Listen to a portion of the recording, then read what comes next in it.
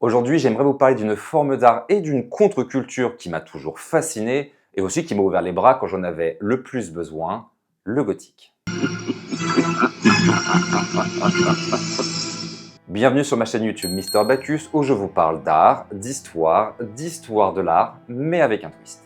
Récemment, j'ai réalisé une vidéo en collaboration avec le Louvre-Lens sur leur expo gothique qui rassemble plus de 300 œuvres étalées sur 900 ans d'histoire. Et malgré le fait qu'elle ait bien fonctionné sur Insta et TikTok, en fait, pour respecter les codes, j'ai dû supprimer la moitié du contenu que j'avais découvert. J'ai trouvé ça un peu dommage, donc j'ai décidé de reprendre tout ça, le réinjecter dans le script et vous raconter l'intégralité de mes découvertes. Donc sans plus attendre, bienvenue dans une petite histoire du gothique. Pendant des années, j'ai pensé que le gothique, c'était ça.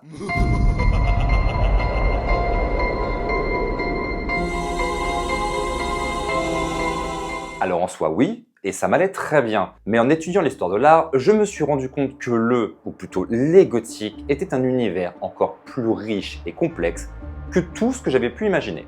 Mais commençons par un petit point définition.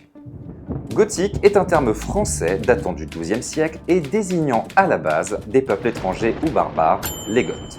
Puis au XVe, il devient un terme utilisé pour parler d'une architecture et style artistique considérés comme vieillots. Donc à la base, rien de bien flatteur.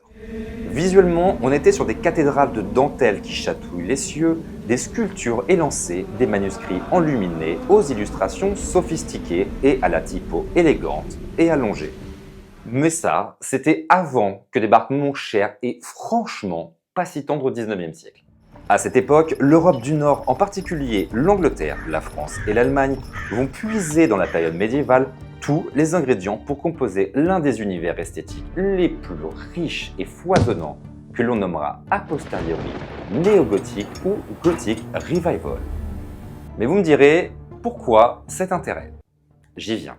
Tout d'abord, au XIXe siècle, l'étude de l'histoire et de l'art deviennent des disciplines scientifiques à part entière, faisant du Moyen-Âge un terrain de jeu fabuleux pour une armée d'historiens en quête de vieux manuscrits à potasser et de vieilles pierres à décrypter.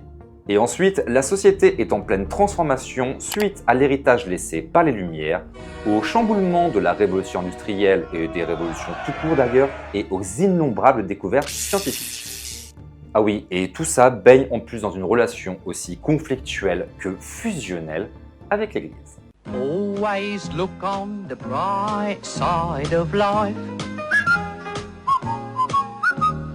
Oui, je sais, ça fait un peu beaucoup, mais croyez-moi sur parole, ils ont dû se dire exactement la même chose.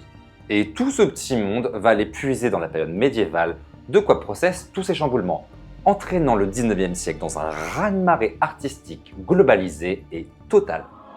Alors que l'Église va chercher dans la flamboyance de l'architecture gothique et construire à gogo pour renforcer la flamme, des légions d'artistes hommes et femmes vont trouver dans ce Moyen-Âge fantasmé de quoi écrire des histoires chargées d'exutoires romanesques, d'excursions inquiétantes et de récits horrifiques et cruels, permettant de traduire un monde contemporain bien réel et souvent cruel.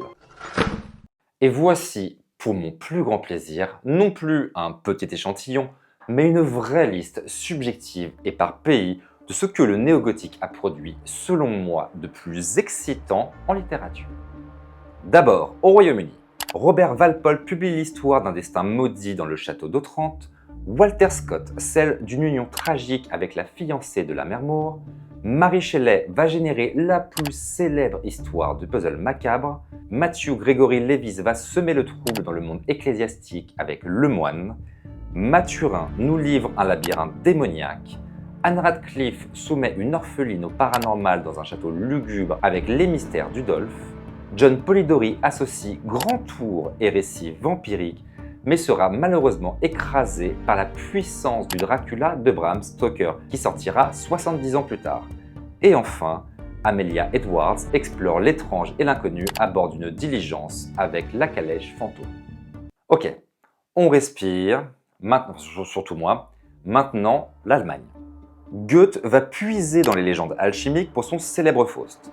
Hoffmann nous livre l'histoire du marchand de sable plus macabre que marchand, Et puis il y a Friedrich Laune et Auguste Appel, auteurs de la série Le Livre des fantômes, qui va directement influencer Phantasmagoriana, un recueil lu par Byron, Shelley et Polidori lors d'une fameuse nuit de 1816. Ok, maintenant en France. Victor Hugo immortalise Notre-Dame dans la légende populaire. Balzac fait de la fatalité et du désir une malédiction avec La peau de chagrin.